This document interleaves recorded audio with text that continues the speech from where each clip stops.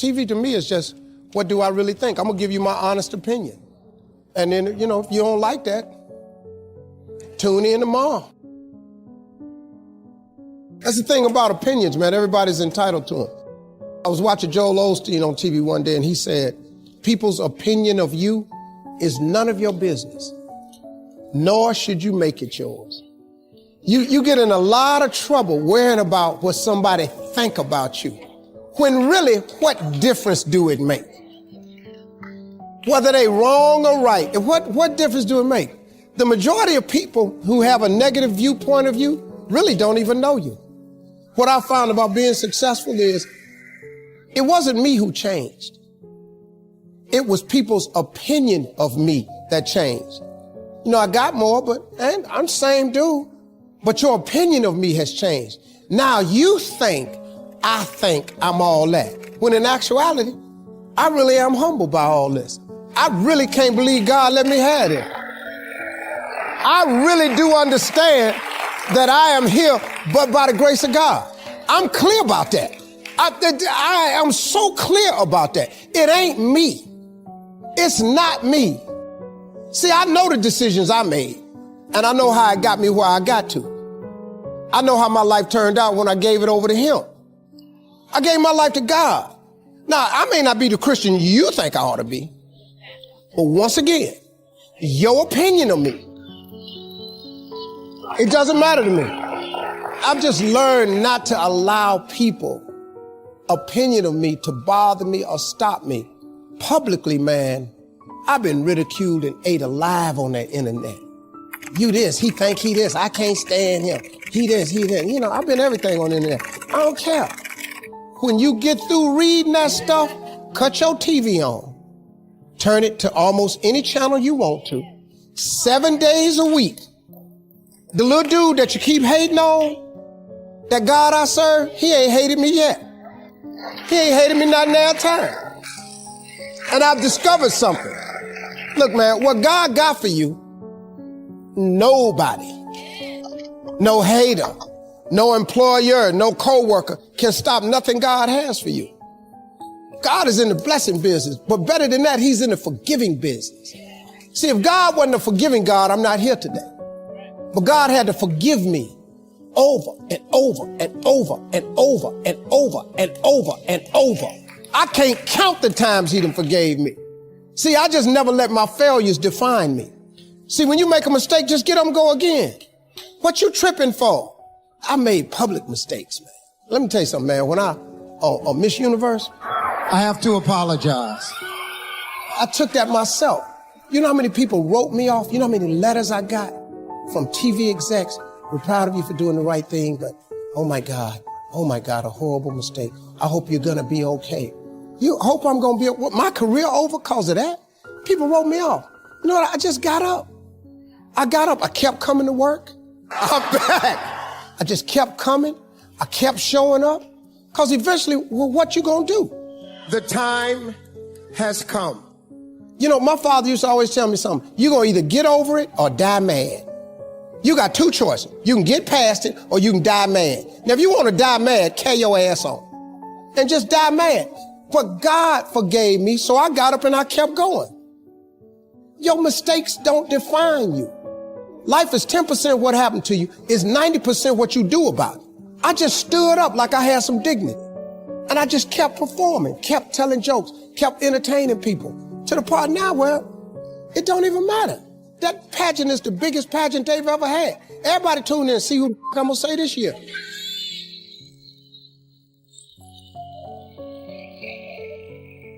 Just keep living, y'all. Keep waking up in the morning. I'm Ephesians 3:20 all day long. I expect God to do exceedingly and abundantly over all I think or ask. Because I honor Him, His blessings will chase me down and overtake me. I will be in the right place at the right time.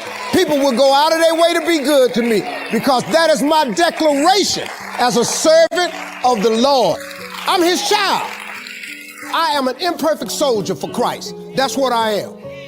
I'm an imperfect soldier for Christ. I'm in the army of the Lord, but I have a role to play. Working hard for something we don't care about is called stress. Working hard for something we love is called passion.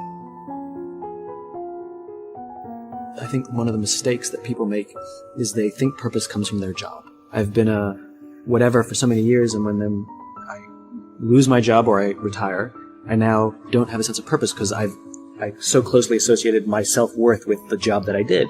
I knew what my job was. I had a sense of purpose. And one wonders if those things are conflated, right? Which is I had a sense of purpose for my job, but then when I didn't have the job, all of a sudden I woke up in the morning and didn't know what to do. The purpose is not your MOS. Your purpose is not you're a saw gunner. Your purpose is not the job that you wake up to do every day. Your purpose is something bigger. It's good for you to go take your place in the world. Have some ambition. Have a vision. Have a goal. Have a strategy. Try to be a good person. And not because it's your duty precisely, because that's the proper way to live. We're in danger of undermining all of that. And it's not good for people. One of the things that I've really learned, for example, recently, is that there's a very tight relationship between aspiration and responsibility. All we know is some get the spark and say, I'm going to change my life. I'm going to change my health. There's two ways to see the world. Some people see the thing that they want, and some people see the thing that prevents them from getting the thing that they want. The rule is, you can go after whatever you want. You just cannot deny anyone else to go after whatever they want. You don't have to do it the way everybody else has done it. You can do it your way. You can break the rules. You just can't get in the way of somebody else getting what they want. Every day I demand more from myself than anybody else could humanly expect. Yes. So you got to keep it moving. We're here to work, commit thy works. This is no place to stand still. This is an incredible opening here. And when you are going through some stuff during the challenging times in your life, if you keep it moving, you'll get out faster. You'll get blessings out of nowhere. Listen to me. Activity, doing the best you can. If you're in those positions, the way you lead is with your emotional state. You can't have the certainty that gets you to follow through and get results. You aren't going to get that with low energy. You cannot manage what you do not measure. You cannot manage what you do not measure.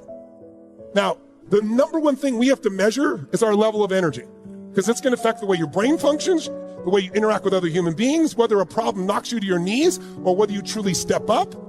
So that energy is critical.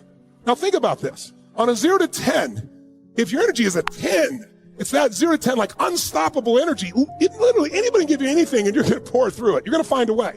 If your energy is like a 5, if it's a 2 or 3, it's over. Now people are going to say and do things they don't even mean, but their partner may not forget it and it hurts. Now we got problems. The only other position is one's high energy, one's low energy. That's another danger zone. Because this person's want to stay good. Well, why aren't you feeling good? And they might even get in a fight over this. So your energy's got to be measured. So shake your body out just for a second.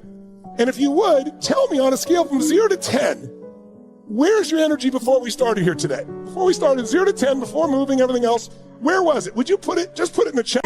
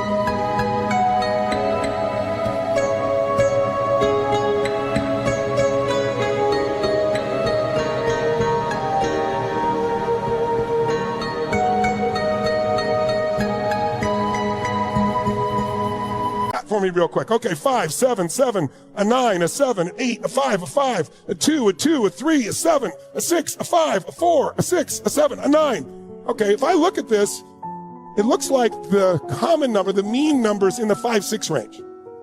So I have a question for you. Would you ever want to date a 5? Are you going to want to do business with a person of a 5 of energy? Is the person of 5 energy going to break through and build their business, find the way to be financially free, have this incredible relationship? Hell no. So your energy affects everything. So what's the problem? The problem is energy is a habit. Science now shows about 48% of what we do every day is habitual. Meaning, we say some of the same things, we think some of the same thoughts, we have some of the same emotions, even if the environment changes. We have this emotional home, this habitual home we get back to. You know what's interesting? You can become awake and you can change where you live emotionally. You can shift it all, but you will not do it without energy. So, if we agree energy is one of the most important elements to success in life, then question is this: where are you versus where do you need to be? When I work with people, when I workshops or classes or anything, I always try to get people just to open their arms so that we can let the new in. Remember, this is the subconscious mind and this is where we're holding. So this is saying nothing new will get in. So I always like to feel that I'm open and receptive to new ideas, and I'm willing to learn, and I'm willing to change, and I'm willing to grow.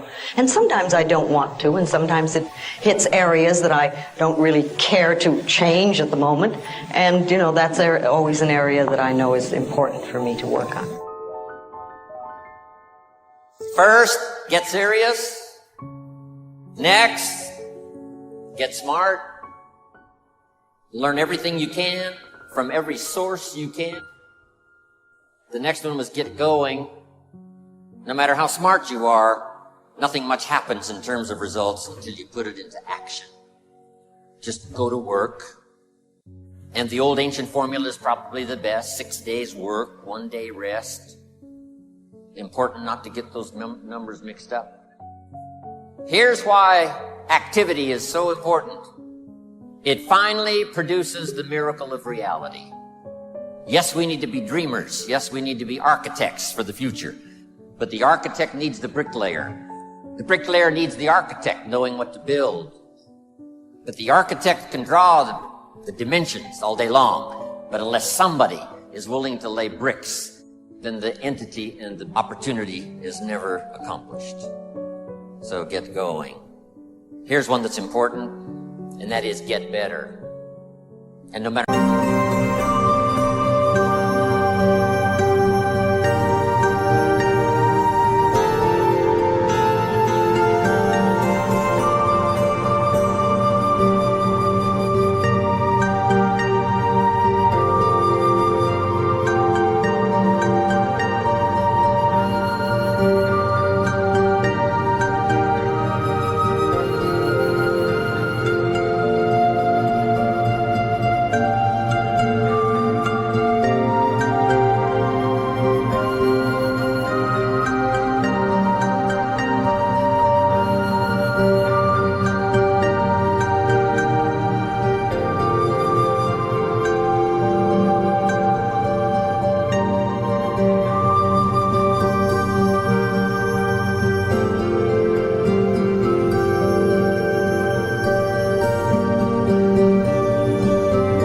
how long you live, it's possible each day, each year to get better.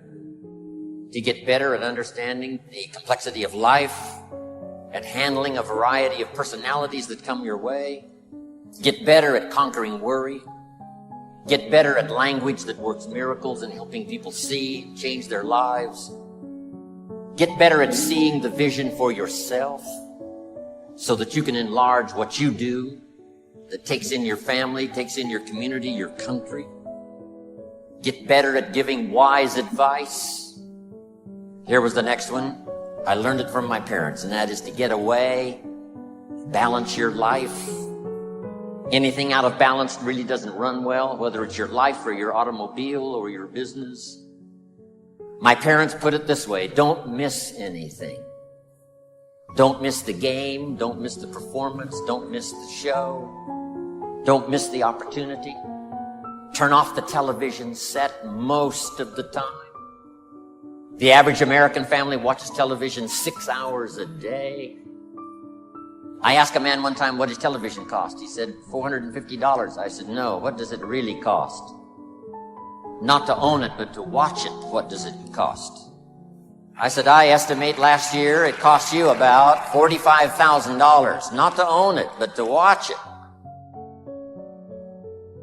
To me, I think enlightenment is letting go of all the things we believe that are not benefiting us in life, or the barriers to our life, to the good things in life, and to release them one by one and just think, I don't have to believe that anymore. Or do I want to believe that anymore?